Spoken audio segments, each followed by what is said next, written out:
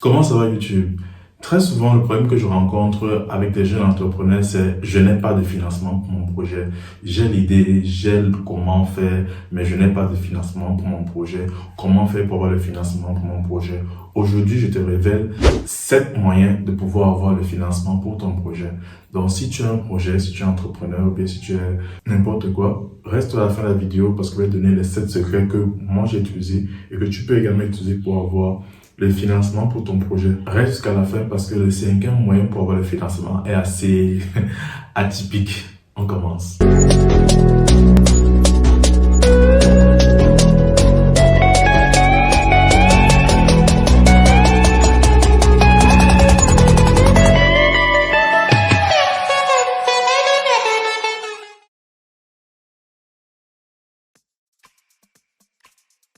Salut à toi, moi je m'appelle Gaston Bécu, je suis entrepreneur et je suis également disciple de Christ. Sur cette chaîne, on parle de business, on parle de foi chrétienne et on parle d'argent.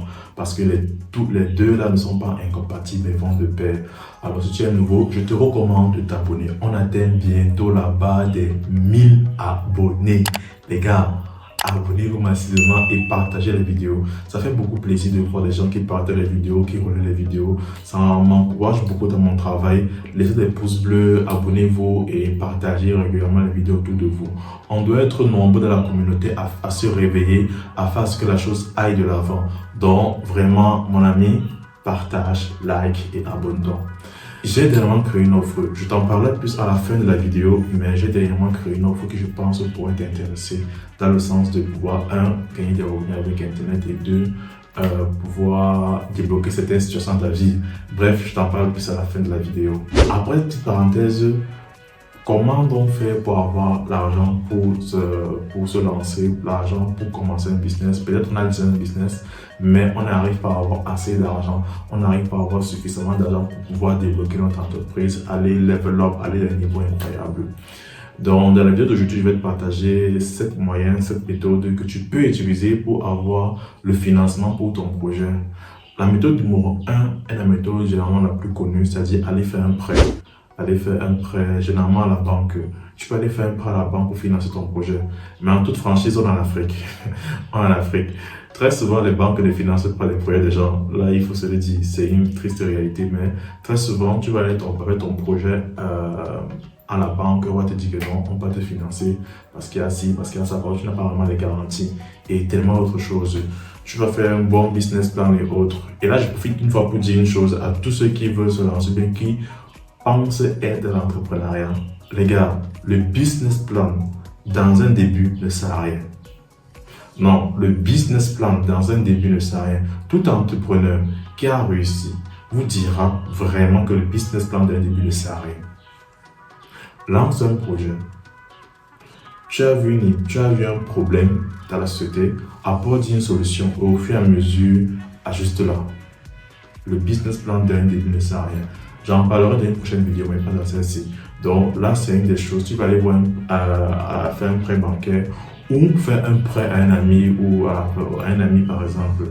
Ça peut également arriver. Ce qui est bien avec le prêt avec les proches, c'est que si ça tourne mal, on ne peut pas vraiment te mettre en prison. En général, on ne peut pas le faire. Si tu es vraiment réglo dans ce que tu fais, tu peux dire voilà, tu peux essayer de négocier, de trouver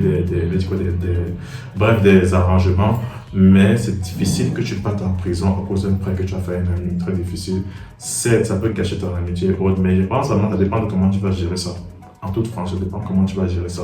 Si tu gères ça de façon efficace, certes, ça ne sera pas aussi fun qu'avant, mais ça ne sera pas tellement détruit, on va dire ça comme ça.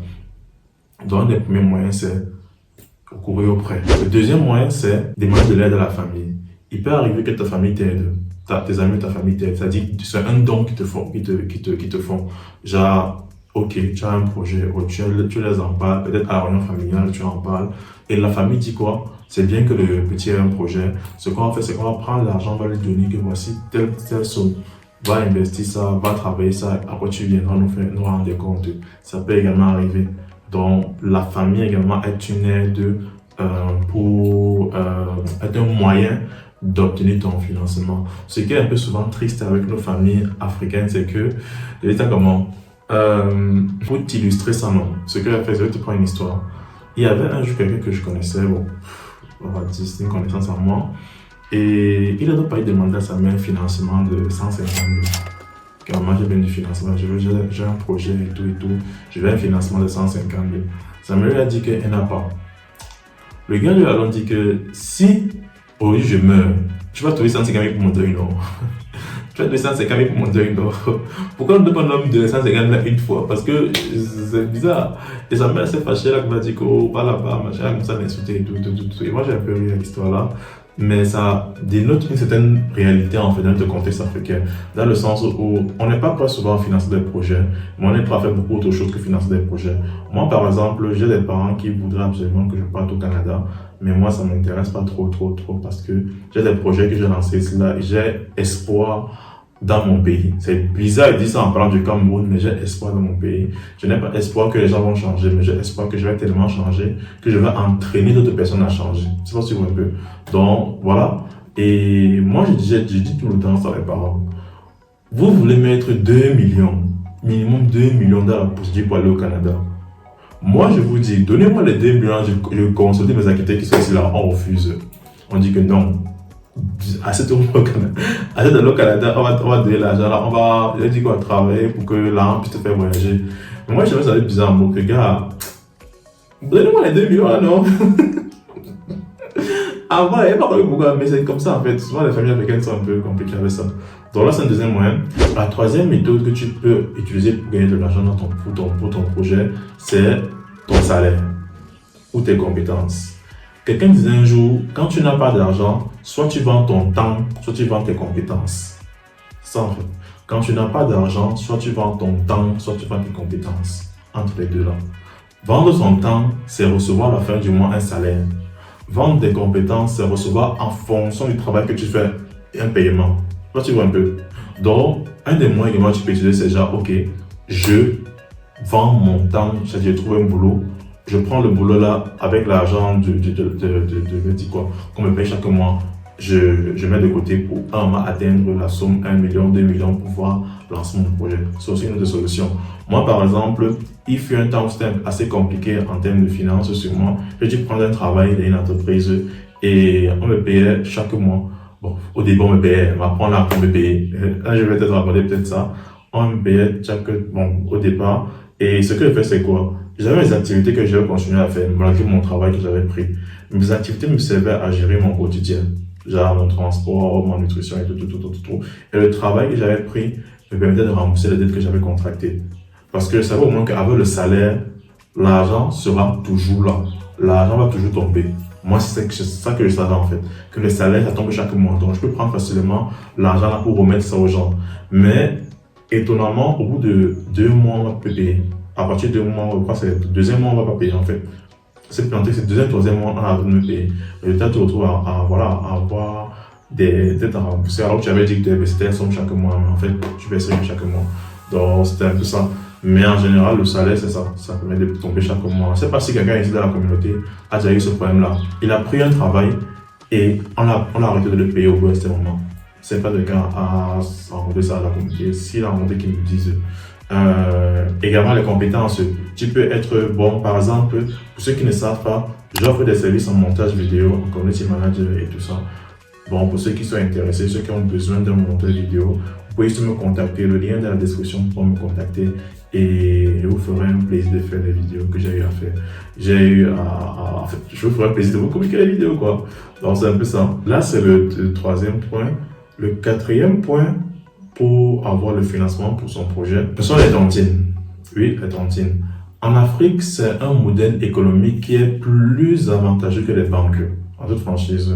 Moi, il m'est déjà arrivé d'avoir de l'argent pour lancer un truc avec les tontines. J'ai intégré une tontine et au fur et à mesure, voilà, on continue. À la fin, quand tu bouffes, tu prends l'argent pour lancer un projet, pour lancer quelque chose.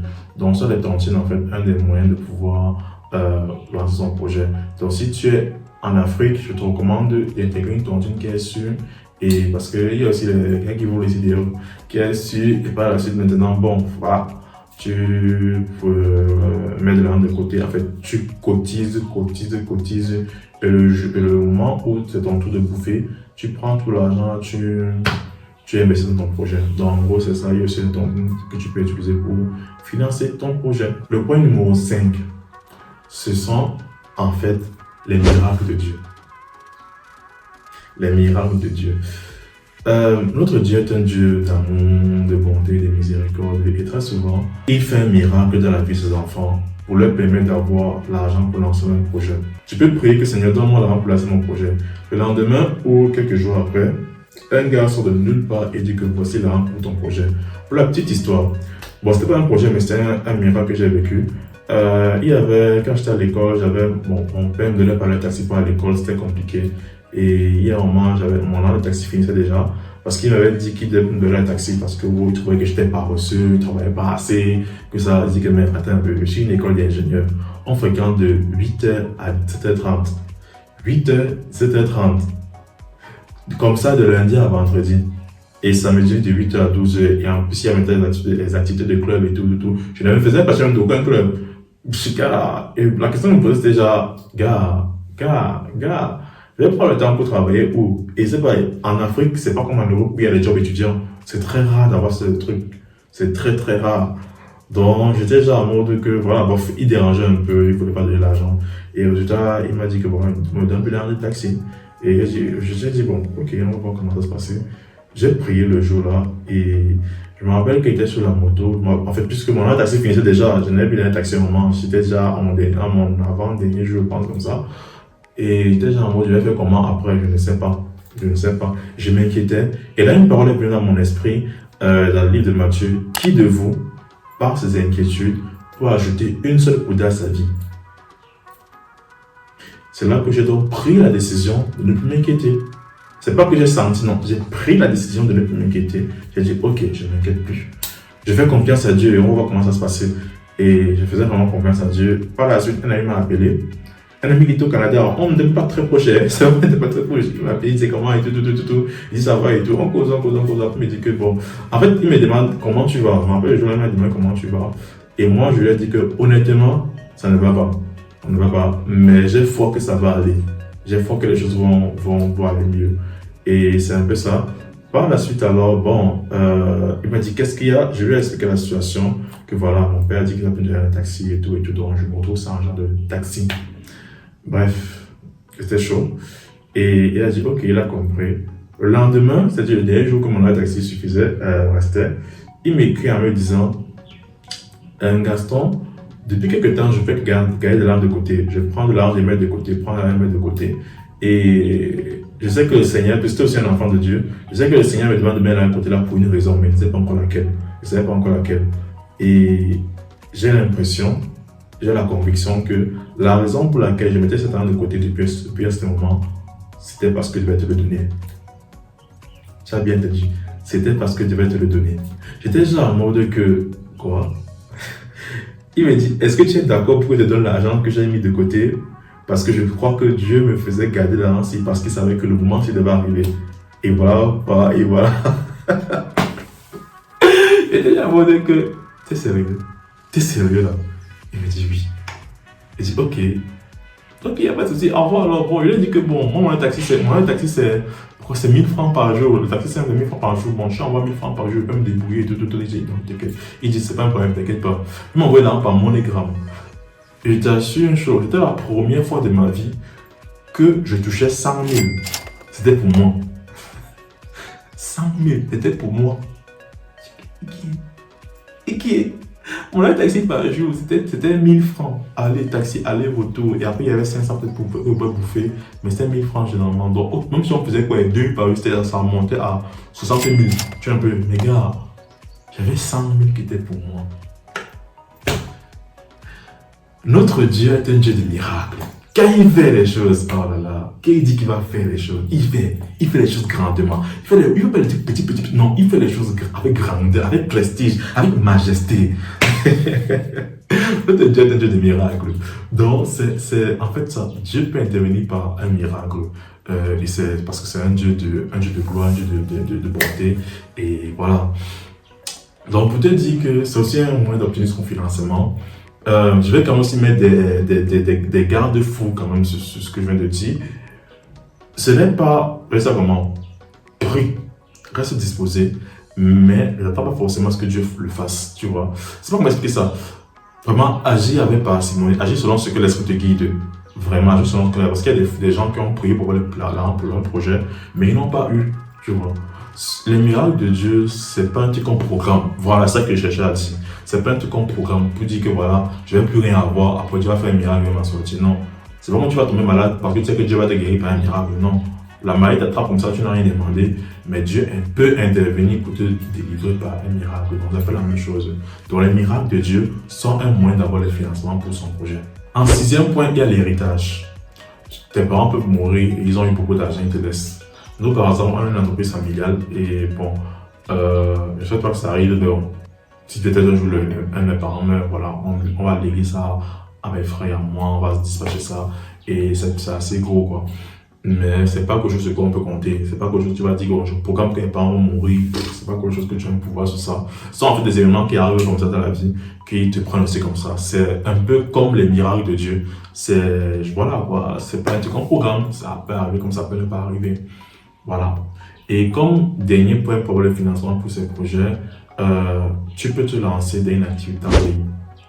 Internet de nos jours a tellement facilité les choses, a tellement développé les choses que aujourd'hui, avec Internet, tu peux gagner facilement 1 million. Moi, je me rappelle, en fin d'année 2020, j'ai réussi à avoir 1 million avec seulement Internet. En quelques jours, avec seulement Internet. Là, il y avait la puissance de la chose que, waouh, il y a beaucoup de potentiel à l'intérieur. Donc, toi également, tu peux gagner ton argent, gagner le financement pour ton projet avec juste Internet. Je dis avec juste Internet. Il faudrait juste que tu sois un peu vif. Et si tu dis que je ne sais pas comment m'y prendre, j'ai mis dans la barre de description une offre que je donne à tous ceux qui veulent avoir un financement pour leur projet. C'est disponible jusqu'au 31 pour ceux qui veulent avoir le financement et jusqu'au 20 pour ceux qui veulent avoir le financement. 31 octobre et 20 novembre. Bref, je t'encourage à regarder la vidéo qui est dans la description pour que tu puisses réellement savoir de quoi il s'agit, de quoi il est question. Parce que je crois que ça pourra t'aider si tu cherches le financement pour ton projet. Si tu es venu dans cette vidéo, ça veut dire que tu recherches un financement pour ton projet.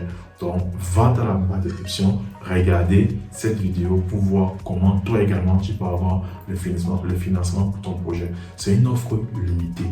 Le nombre de places est limité.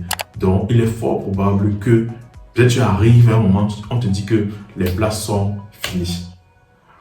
N'attends pas qu'on te dise que les places sont finies pour que les places soient finies. Mais pas maintenant. Donc, c'est tout pour cette vidéo.